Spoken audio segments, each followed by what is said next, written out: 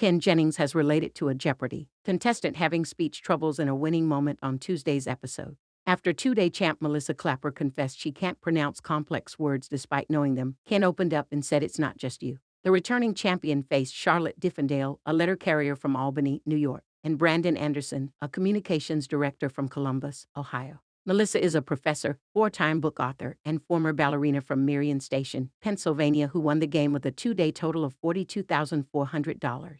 Ken, 48, turned to her during the cue and a portion and said, like many Jeopardy contestants, Melissa, you have a great vocabulary, but as a child, what was the difficulty with that? Melissa responded that her vocabulary was beyond her vocal abilities growing up. Well, as you said, like many contestants, I had a very advanced vocabulary as I read voraciously as a child. But I never knew how to pronounce any of the words that I understood how to use correctly. So my parents remember when I was 6, 7, I would walk around telling them I was melancholy because I thought I had tuberculosis. It's not just you, Melissa. She continued, and alas, I still can't pronounce some of the words I know, which will undoubtedly show up.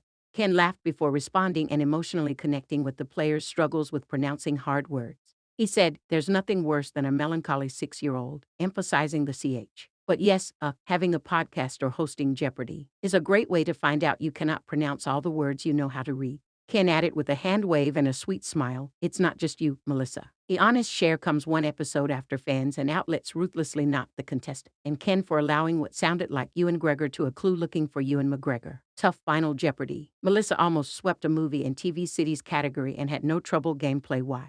While rival Charlotte showed out and bet everything on a daily double by announcing Let It Ride, Melissa still led by Final Jeopardy, nabbing the most clues and getting the last daily double. Melissa had $22,800 while Charlotte had $14,000 and Brandon had $9,000.